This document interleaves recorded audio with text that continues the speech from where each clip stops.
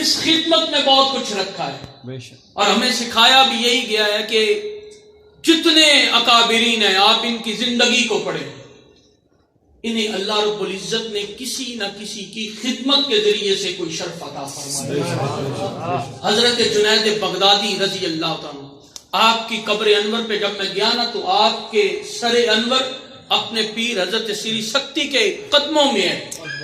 جنید بغدادی کا سر آپ کے مرشد گرامی کے پاؤں میں ہے۔ جب میں نے دیکھا تو میرے سامنے وہ واقعہ آ گیا کہ ایک سید زادے کی خدمت انہوں نے اس حوالے سے کی، جب یہ میدان میں پہنچے، پہلوان تھے نا، پہلوانی کے لیے، تو سید زادے نے ان کے کندھوں پہ ہاتھ رکھ کے ایک جملہ کہا تھا، جنید تو پہلوان ہے، میں کمزور ہوں لیکن ہوں حضور کا پوتا۔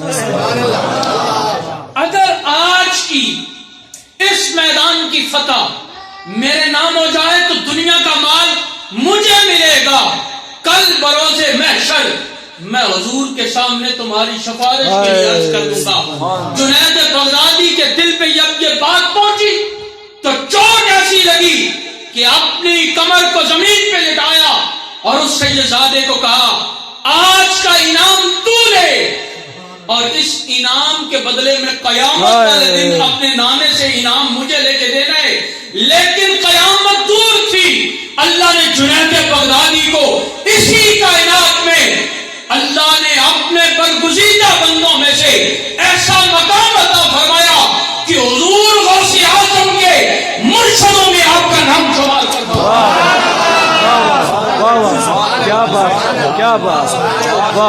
ایک سیدزادے کی خدمت کا صلہ یہ ملا کہ اللہ نے غوث اعظم کے مرشدوں میں 6 نمبر پہ آپ کا نام آتا ہے۔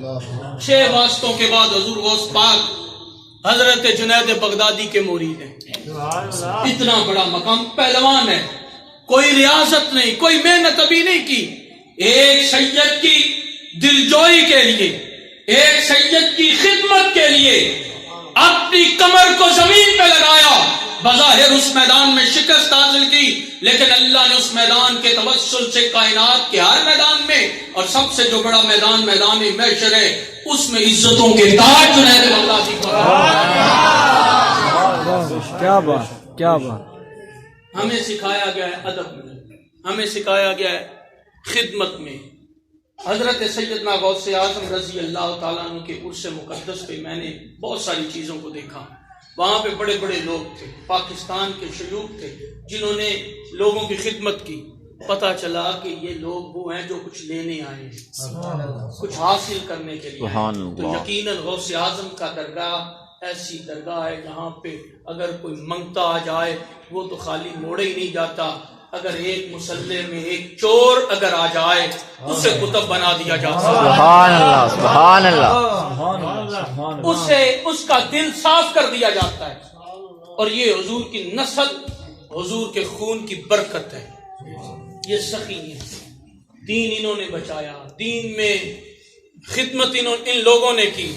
آج جو میں ذکر کرنا چاہتا تھا، جس سے اپنی گفتگو کا آغاز کرنا چاہتا تھا، وہ تھی حضرت سیدنا صدیق اکبر رضی اللہ۔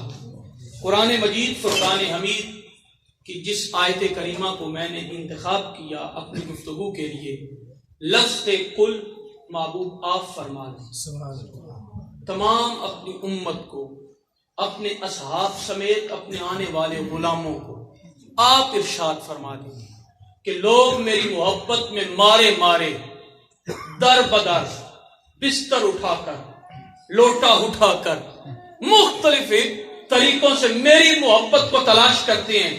محبوب ان لوگوں کو بتا دیں یہ مارے مارے کا کام نہیں، در بدر ٹھوکرے کھانے کا کام نہیں۔ فتبعونی، کائنات کا کوئی بندہ کسی کونے میں بیٹھ کے آپ کی اتباع کر لے، آپ کے رنگ کو اپنے وجود پہ ڈھال لے، آپ کے رنگ میں رنگ جائے، فتبعونی، آپ کی اتباع کرے، فرما برداری کرے، فرمائے یحببکم اللہ، میں اللہ اس سے محبت فرماؤں۔ میرا دعویٰ، اور اس مسجد میں بزرگوں سے لے کے جوانوں تک ہر ایک بندے کا یہ دعویٰ ہوگا، میں اللہ سے محبت کرتا ہوں، میں اللہ سے محبت کرتا ہوں، میں اللہ سے محبت کرتا ہوں۔ میں اللہ سے محبت کرتا ہوں، میں اللہ سے محبت کرتا ہوں، یہ بات بہت چھوٹی ہے. جب اللہ فرمائے، جب خالق فرمائے، جب مالک فرمائے لوگوں میں فلاں سے محبت کرتا ہوں. جب اللہ فرماتا ہے میں علی حجویری سے محبت کرتا ہوں، جب اللہ فرماتا ہے میں فرید الدین سے محبت کرتا ہوں، جب اللہ فرماتا ہے میں شاہ رکن عالم سے محبت کرتا ہوں، جب اللہ فرماتا ہے میں غوث اعظم سے محبت کرتا ہوں. ایک سائڈ پہ بندے کہتے ہیں ہم اللہ سے محبت کرتے ہیں، دوسری سائڈ سے میرا خالق فرماتا ہے لوگوں خاموش ہو جاؤ، میں گنج شکر سے محبت میں ان سے محبت کرتا ہوں. کب محبت اللہ کرتا ہے؟ ایک ہی مالک نے اصول بتایا، ایک ہی چیز مالک نے ارشاد فرمائی، فرمایا میں محبت ہر بندے سے کرتا ہوں، پر ہر اس بندے سے فاتبعونی جس میں اتباع محمد نظر آ جائے، حضور کا رنگ نظر آ جائے، جس کا اٹھنا بیٹھنا چلنا گفتگو کرنا کھانا پینا عبادات کے حوالے سے زندگی گزارنے کے حوالے سے مجھے رنگ محمدی نظر آتا ہے. میں یحببکم اللہ کا تاج اسے عطا فرما. سبحان اللہ، تکبیر، اللہ نعرہ رسالت، نعرہ تحقیق، نعرہ حیدری، عظمت مصطفیٰ. جس وجود میں رنگ محمدی نظر آتا ہے اللہ اس وجود سے محبت فرماتا ہے، اور اس کے بارے میں نہیں، علماء نہیں، امام محمد رضا نہیں، خود رسالت باب روایت فرماتے ہیں خالق کا فرمان ہے، حدیث قدسی ہے کہ جس سے میں محبت کرتا ہوں رب فرماتا میں اس کے ہاتھ بن جاتا. یا اللہ بندہ ہے تو ہاتھ بنتا ہے، فرماتے ہاتھ اس کے ہی ہیں، طاقت میں اپنی عطا فرماتا. میں اس کی آنکھیں بن جاتا ہوں، میں اس کی زبان بن جاتا ہوں، میں اس کے کان بن جاتا ہوں، میں اس کے پاؤں بن جاتا ہوں. خالق تو مالک ہے، یہ بندہ ہے تو اس کے پاؤں بنتا ہے، تو اس کے ہاتھ بنتا ہے، تو اس کی آنکھیں بنتا ہے، تو اس کے کان بنتا ہے.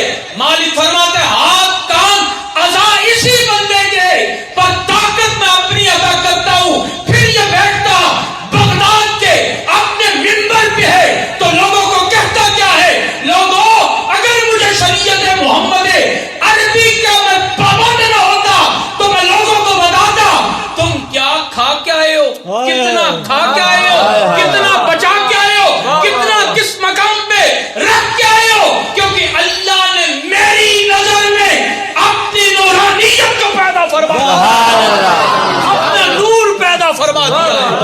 پردے مالک نے اٹھا دیے، خالق نے پردے اٹھا دیے، اور پھر بیٹھتا یہ بغداد میں اپنے منبر پہ ہے، بولتا جملہ دوران خطبہ دوران جمعے کے خطبے کے دوران بولتے ہیں، سننے والا اجمیر کے ٹپوں پہ سن کے اپنی پلکوں کو جھکاتے ہوئے کہتے عبد القادر تو نے لفظ بہت بڑا بولا کہ میرا قدم جس کی گردن پہ آ جائے وہ اللہ کا ولی بنتا ہے.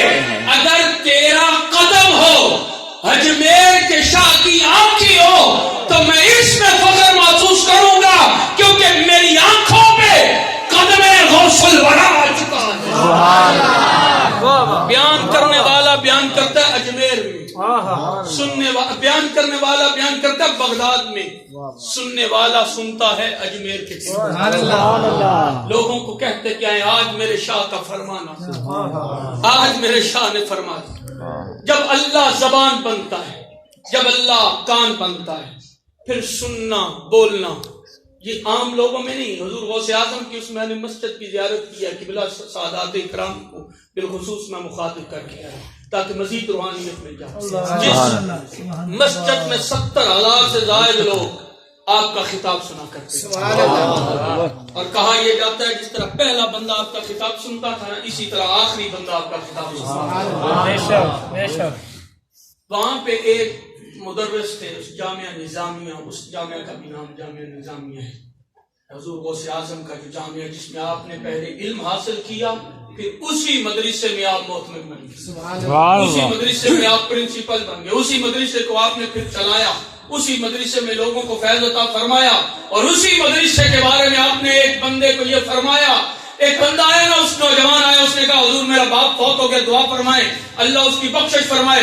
فرمایا کبھی تیرا باپ میرے پاس آئے؟ حضور نہیں۔ میرا مرید ہے؟ فرمایا نہیں۔ وہ بچہ عرض کرتے حضور نہیں۔ فرمایا کبھی میرے مدرسے میں آیا ہو، میرے خطبے میں آیا ہو، میرے اس جامعہ کے پاس سے گزرا ہو؟ اس نے کہا ہاں جی، ایک مرتبہ میرا باپ آپ کے جامعہ کے قریب سے گزرا ہے۔ فرمایا یہ اللہ کا وعدہ ہے جو میرے جامعہ کے قریب سے بھی گزر جائے، اللہ اس بدبخت کو بدبخت نہیں رکھتا، خوشبخت بنا دیتا۔ وہ جامعہ اتنا بڑا جامعہ، وہاں پہ جب ایک بندے نے مجھے یہ واقعہ سنایا کہ یہاں پہ حضور 70,000 لوگوں کو خطاب فرماتے تھے، انسانوں کو، تو وہ آخری بندہ ایسے سنتا تھا۔ میں نے کہا اگر آپ یہ کہنا تو ہمارا یقین ہے کہ حضور غوث اعظم یہاں بیان کرتے تھے، پوری کائنات سنتی تھی، پھر بھی ہم ماننے والے۔ کیوں؟ یہاں سے اجمیر ہندوستان کا فاصلہ کافی ہے، اگر یہاں پہ بیان کیا گیا ہے، اجمیر میں سنا گیا، پھر ماننا پڑے گا نا۔ مالک نے جس کو طاقت دی ہے سننے کی، اور جس نے اس کے جملوں کو سنا، اپنے دل کی تختی پہ لکھا، اللہ نے اسے معین الدین تمام چشتیوں کا رہبر بنا دیا۔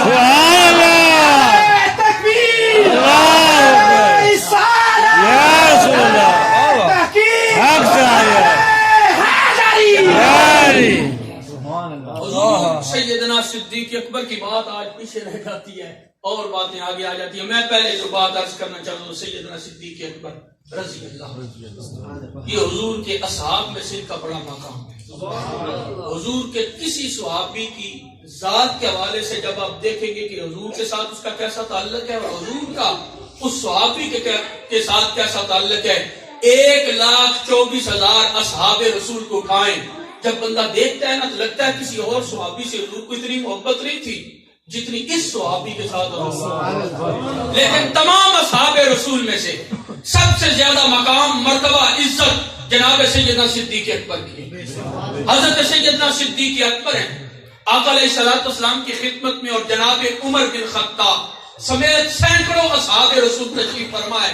جہاد کے لیے مال چاہیے تھا، اصحاب رسول کو حضور نے خطاب فرمایا، وعظ فرمایا، نصیحت فرمائی، جہاد کی فضیلت بیان کر کے حضرت بلال حبشی سے حضور نے اعلان کروایا۔ بلال ان لوگوں کے درمیان اعلان کر کہ مصطفیٰ فرماتے ہیں جہاد کرنے مال چاہیے، جس حساب سے کوئی مال لے کے آئے گا اللہ سے اسی طرح اس کا اجر ہوگا۔ یہ جب اعلان کیا جناب سیدنا بلال حبشی نے، تو اصحاب رسول اسی مجلس سے نکلتے ہیں، ایک کے دل میں خیال ہے سب کچھ بارگاہ مصطفیٰ میں لوٹا دینا ہے، اور ایک صحابی رسول کا خیال ہے آج صدیق اکبر سے سبقت لے جانا۔ سبحان اللہ۔ تو صحابی ہیں، دونوں کے دلوں میں خیال، ایک کہتا ہے میں نے ابو بکر سے مال زیادہ لانا ہے، ایک کہتا ہے جو کچھ ہے بارگاہ مصطفیٰ پہ قربان۔ دو لوگ ہیں، دونوں کے ارادہ، خیال، جو ان کی حالت تھی وہ اپنی قلبی تھی، دل کے اندر خیال تھا، زبان پہ کسی کو کہتے ہوئے کسی نے نہیں سنا، یہ قلبی کیفیت تھی دونوں کی۔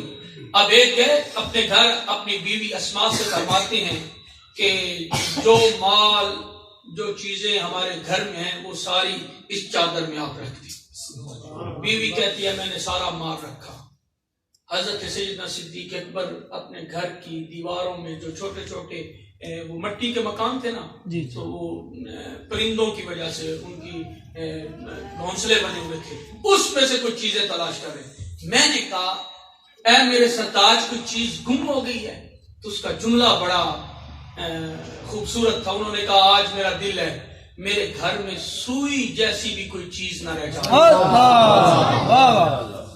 آج جو کچھ میرے گھر میں ہے میں نے سب حضور کی بارگاہ میں پیش کر دیا۔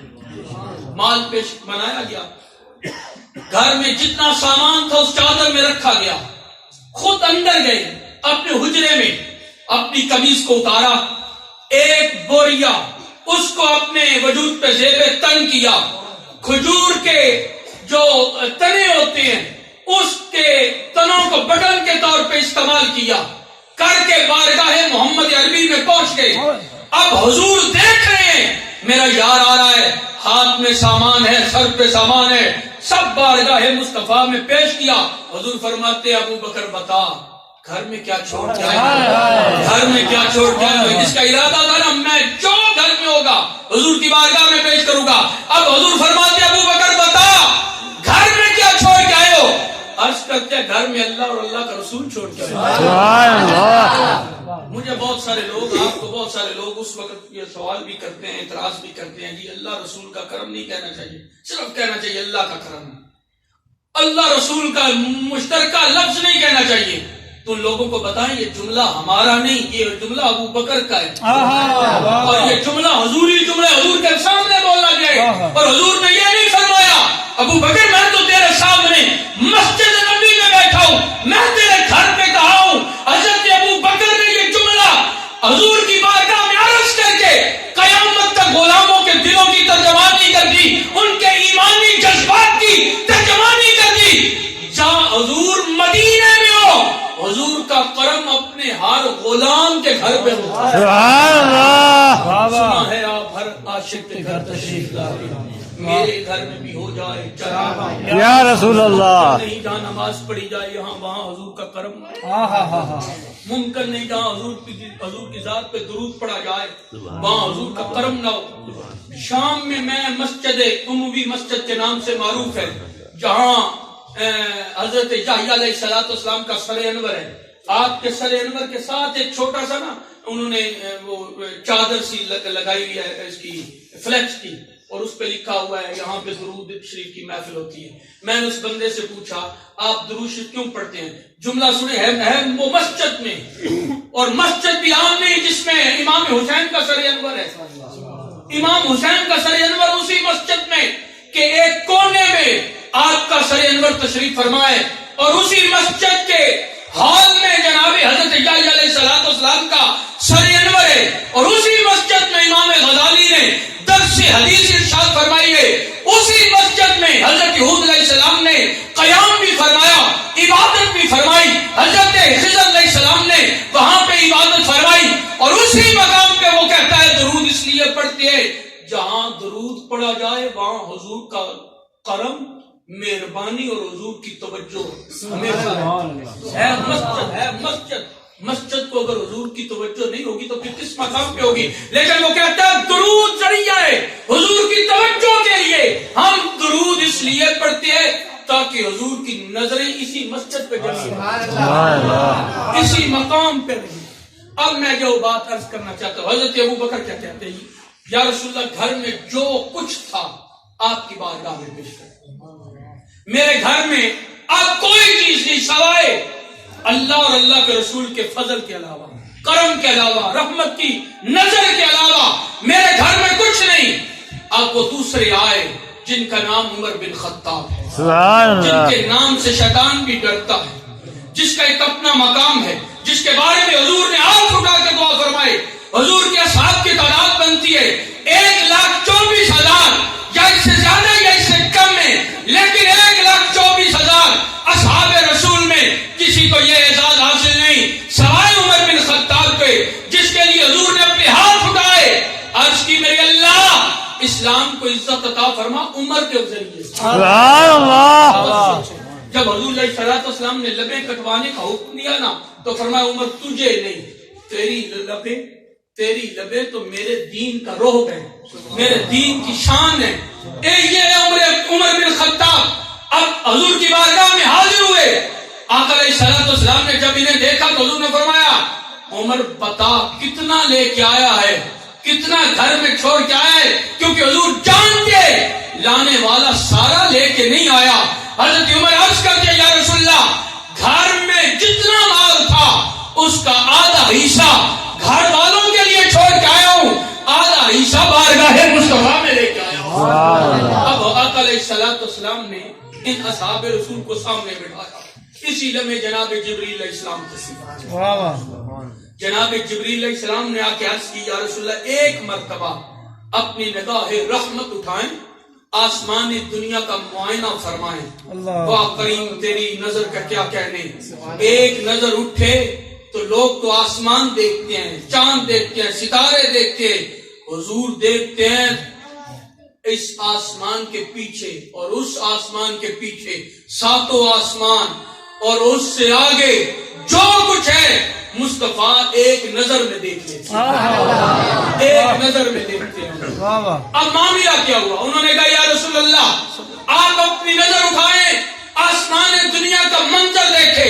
حضور نے نظر اٹھائی، سرکار نے تبسم فرمایا، آپ دیکھیں فاتبعونی، جو رنگ محمدی میں رنگتا ہے اس کو اللہ انعام کتنا عطا فرماتا ہے، اس کے درجات مالک کتنے بلند فرماتا ہے۔ اب حضور نے نگاہ اٹھائی، جب نگاہ اٹھائی سرکار نے تبسم فرمایا اور فرمایا کیا؟ اے ابو بکر تجھے مبارک ہو، رب نے تیرے لباس کو اس حد تک پسند فرمایا ہے کہ خالق نے فرشتوں کو حکم دیا ہے آج وہ لباس پہنو جو میرے یار کے یار نے لباس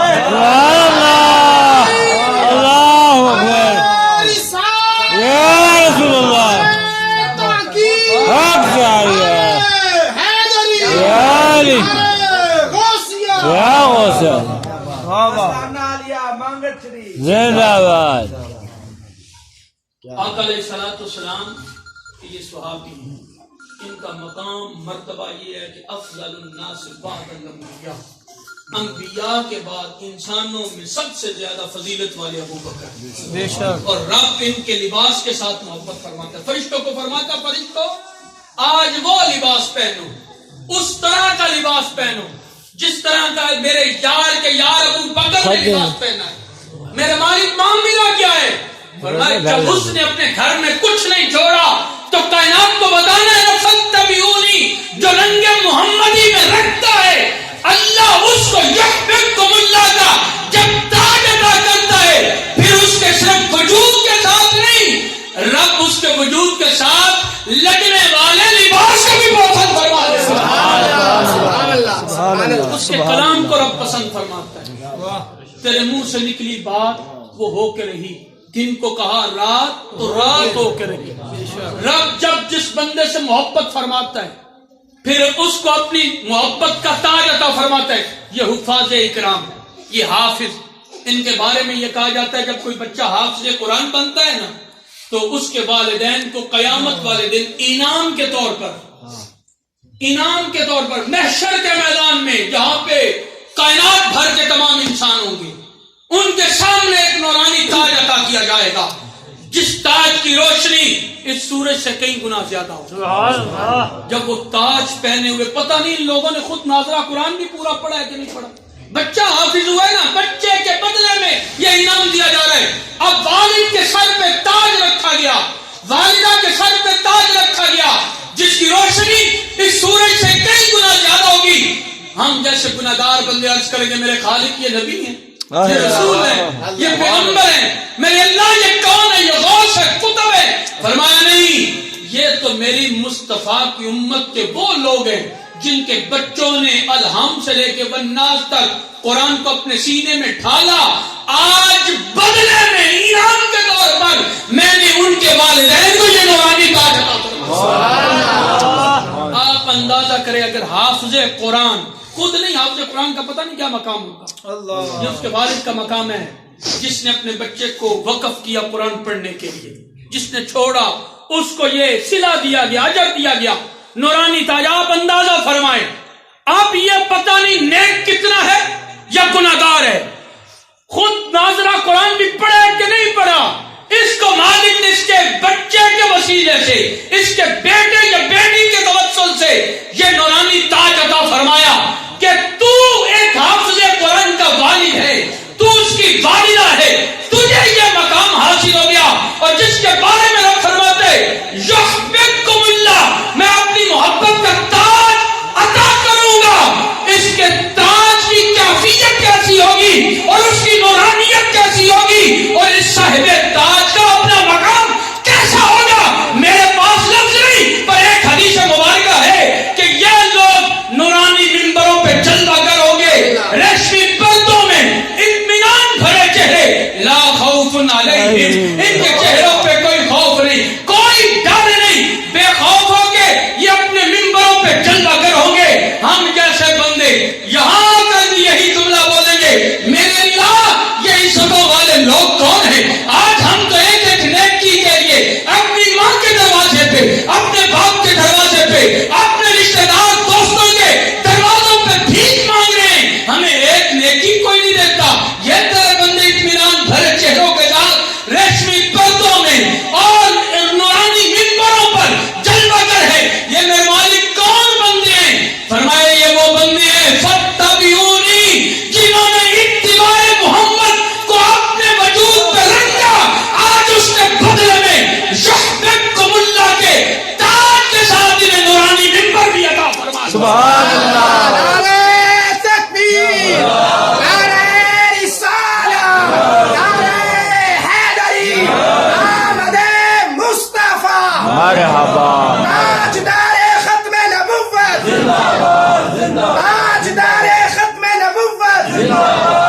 آستانہ عالیہ مانگڑ شریف. اب ان کا مقام کیا ہے؟ ایک بندہ ہے، اس کو حکم ہو جائے گا یہ اس کے اعمال اس قابل نہیں یہ جنت جا سکے. پہلے جائے جو نمازیں روزے اور اعمال حسنہ میں سستی کی ہے اس کے لیے سزا کے لیے جہنم میں جائے. اب اس کو جہنم کی طرف جب فرشتے لے کے جا رہے ہوں گے، یہ نورانی منبروں والوں میں سے کوئی جس کی نگاہ پڑے گی اس گناہگار پر تو وہ فرمائیں گے فرشتوں کو، فرشتوں رک جاؤ، یہ بندہ وہ بندہ ہے جس نے دنیا میں جب مجھے پانی کی ضرورت تھی وضو کے لیے اس نے مجھے پانی دیا، میرے خالق اس نے میری خدمت کی. تو مالک فرماتا تو کیا چاہتا ہے؟ اب سنیں ان کا کام، جن کو اللہ اپنی محبت کا تاج عطا فرماتا ہے، ان کی اب پاور دیکھے، ان کی عزت دیکھے، ان کا مقام دیکھے، ان کا مرتبہ دیکھے. اللہ نے جو ان لوگوں کو عزت، مقام، شہرت عطا کی، اب وہ منظر دیکھے. یہ عرض کریں گے میرے مالک ہم جا رہے ہیں اپنی عبادت اور ریاضت جو تیری حضور پیش کی اس کے صدقے، اس کے توسل سے جنت میں اس اعلیٰ مقام پر اس نے ہمیں پانی دیا. اگر سستی ہو جاتی تو شاید یہ مقام ہمیں نہ ملتا. میرے اللہ اس نے ہماری خدمت کی زندگی میں ایک مرتبہ ہم چاہتے یہ ہیں جو جگہ جو تو نے ہمارے لیے جس کا انتخاب کیا ہے اسی مقام پہ یہ گناہگار بندہ پہنچائے تو ہم تیرا زیادہ شکر کرنے والے ہیں. اب مالک کیا کہتا ہے؟ مالک کہتا ہے تیری رضا یہی ہے یا اللہ یہی ہے.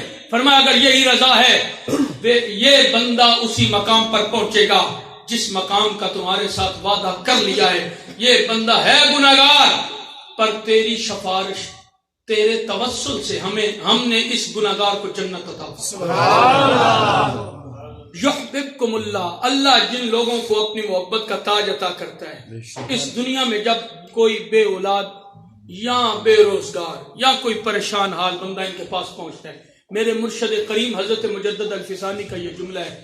آپ فرماتے ہیں اب گناہگار بندہ ہے جو دعا کے لیے آیا، اپنے گناہوں کی معافی کے لیے آیا ہے، اپنی دنیاوی ضروریات کے لیے آیا ہے، لیکن آیا اس بندے کے پاس ہے جس کے لیے دنیا کوئی چیز ہی نہیں، جس کے لیے صرف رب کی ذات ہے جو فنا فی اللہ ہے، فنا فی الشیخ ہے، فنا فی الرسول ہے. ان لوگوں میں سے کسی کے پاس آیا ہے جسے اللہ نے اپنی محبت کا تاج عطا کیا ہے. اب بندہ کیا عرض کرتا ہے میرے مرشد کیا فرماتے ہیں؟ آپ فرماتے ہیں جب یہ بندہ اس بندے کے قریب پہنچتا ہے اپنی عرضی پیش کرتے تو مالک فرماتا ہے فرشتوں میرے نیک بندے کے قریب ہو جاؤ، اس کے منہ سے نکلنے والے جو پھول ہیں ان کو سمیٹو، میری بارگاہ میں لے کے آؤ. جب یہ بندہ اس بندے کے حق میں دعا کرتا ہے فرشتے اس دعا کو اٹھاتے اللہ کے حضور پیش کرتے ہیں. میرا مالک یحببکم اللہ کے توسل سے گناہگار بندے کی دعا کو اپنی بارگاہ میں قبول اور اس کی دنیاوی خواہش کو رب پورا فرما دیتا ہے. اب وہ خواہش کتنی بڑی ہے؟ فرمایا اگر یہ بندہ کوئی گناہگار اپنے گناہوں کی معافی کے لیے ان کے حضور حاضر ہوتا ہے اور عرض یہ کرتا ہے حضور میں گناہگار ہوں، میں صحتہ ہوں، میرے گناہوں کی معافی کے لیے اپنے خالق کے سامنے عرض کرے، مالک کے سامنے دعا کرے. اب ان لوگوں کے ہاتھ اٹھتے ہیں یہ دعا کے لیے، جب ہاتھ اٹھتے ہیں فرشتے آ جاتے ہیں. یہ بندہ عرض کرتا ہے میرے اللہ یہ بندہ گناہگار، یہ بندہ صحتہ اپنے گناہوں کی معافی کے لیے تیرے اور اپنے گناہوں کے درمیان مجھے بطور وسیلہ لا رہے ہیں. میرے اللہ میں تیرے حضور عرض کرتا ہوں اس کے گناہ معاف فرما. اب یہ بندہ جب دعا کرتا ہے اس کے گناہوں کی معافی کے لیے اللہ گناہ بھی معاف کرتا ہے اور اس نیک بندے کے درجات کے توسل سے اللہ گناہوں کے بدلے میں نیکیاں بھی عطا فرما دیتا ہے. اتنا بڑا رب کریم ہے، لیکن کرم اس وقت کرتا ہے جب یحببکم اللہ کے تاج والے اس کے حضور عرض کرتے ہیں. مہربانی اس وقت کی جاتی ہے. وہ بنی اسرائیل کا ایک بندہ تھا نا جی، گناہگار تھا اور اس کا ایک گناہ یہ تھا کہ اس نے 100 کے قریب لوگوں کو قتل کیا ہوا تھا یا 100 قتل کر دیے تھے. وہ ایک بندے کے پاس جا رہا ہے کہ میں جا کے کچھ توبہ استغفار کوئی معافی کا سبب بنا لوں تاکہ اللہ رب العزت میری بخشش کر دے. وہ راستے میں مر گیا، فرشتے آ گئے جہنم میں اس کی روح کو لے کے جانے والے اور جنت میں لے کے جانے والے دونوں آ گئے. دونوں کے درمیان تکرار ہوا، گفتگو ہوئی. اللہ کے حضور ان کو وہ دونوں پیش ہو گئے. اللہ کے حضور عرض کرتے ہیں مالک یہ گناہگار ہے, سیاہکار ہے, قتل کیے ہیں, لہذا ایک قتل جو ہے وہ انسانیت کا قتل ہے, اس نے تو 100 قتل کیے ہیں. میرے خالق ہم اس کو جہنم میں لے کے جانا چاہتے ہیں. فرشتے جو جنت میں لے کے جانے والے تھے نا, انہوں نے اپنا موقف جب رب کے حضور پیش کیا تو انہوں نے کہا میرے خالق جا توبہ کے لیے رہا تھا. یہ 100 ہی قتل تھا گناہگار, لیکن توبہ کے لیے جا رہا تھا. اور تو فرماتا ہے جب کوئی بندہ توبہ کا ارادہ کر لے, نیت کر لے, تو اس کے گناہ معاف کر دیتا ہے. تو وہ کہتے ہیں جو جہنم میں لے کے جانے والے, پہنچا تو نہیں, ابھی توبہ تو نہیں کی. فرشتے کہتے ہیں جنت میں لے کے جانے والے, میرے اللہ پہنچا تو نہیں, زندگی میں وفا نہیں کیا. اس کا ارادہ تو یہی تھا نا کہ میں اس کے پاس جاؤں, دعا کرواؤں. جب وہ دعا کرے گا اللہ میرے گناہ معاف فرما دے گا. اسی ارادے کے توسل سے اللہ رب العزت نے اس بنی اسرائیل کے بندے کی بخشش فرما, مغفرت فرما دی. لیکن وہ جا رہا تھا یحببکم اللہ, اس زمانے کے اللہ کی محبت کے تاج والے بندے کے پاس. آج ہمارے اس معاشرے میں بے شمار لوگ ہیں جن کو اللہ رب العزت نے اپنی محبت کا تاج عطا فرمایا. ان میں حضور سیدی غوث اعظم کا ایک اپنا مقام, مرتبہ ہے, عزت ہے. ایک بندے کو, میں ایسے بندے کو جانتا ہوں جو اپنی زندگی میں ہمیشہ غوث پاک سے بڑی محبت کرتا تھا. میری اپنی زندگی میں 3 سے 4 مرتبہ اس نے ایک جملہ وہ کہتا تھا کہ مجھے حضور غوث پاک سے بڑی عقیدت ہے. وقت نزاع, آخری وقت, جو حضور غوث پاک نے فرمایا نا میرا مرید کبھی بے ایمان ہو کے نہیں مرے گا, جب مرے گا حالت ایمان میں مرے گا. میرا مرید توبہ کے دائرے میں رہ کے مرے گا کہ اللہ اسے آخری لمحے میں توبہ کی توفیق عطا کرے. ازرو ایمان, میں نے غوث پاک کے ایک مرید کو دیکھا ہے اس زمانے میں, اپنے زمانے میں نا. حضور غوث پاک کا وہ ڈائریکٹ مرید تو نہیں ہے, آپ کے ہاتھ پہ بیعت تو نہیں ہے, لیکن عقیدت تھی نا, محبت تھی. اس محبت کے توسل سے آخری وقت اس کی زبان میں 3 مرتبہ یہ جملہ جاری ہوا, میرے مالک میری سچی توبہ, میرے خالق میری سچی توبہ, میرے اللہ میری سچی توبہ. تیسری مرتبہ یہ جملہ مکمل ہوا, جسم سے روح نکل گئی.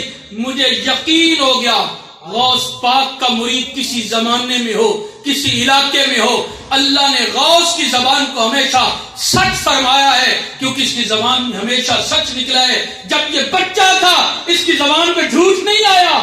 آپ تو وہ غوثیت اس مقام پہ ہے کہ جسے اللہ نے قطب الاقطاب کا درجہ عطا فرمایا. سبحان اللہ. اب اس کی زبان سے جو بات نکلی, تیرے منہ سے نکلی بات وہ ہو کے رہی. زمانہ کوئی ہو, عقیدت مند کسی علاقے کا ہو, کوئی زبان سے تعلق رکھنے والا ہو, کسی اور نسب سے تعلق رکھنے والا ہو, لیکن اس کے سینے میں اگر غوث ولی کی محبت ہے تو اللہ نے آخری لمحے میں غوث اعظم کے جملے کو سچ کر فرمایا, اور اس کو اس محبت کے بدلے میں توبہ کی توفیق عطا فرمایا. توبہ کی توفیق عطا فرمائیے.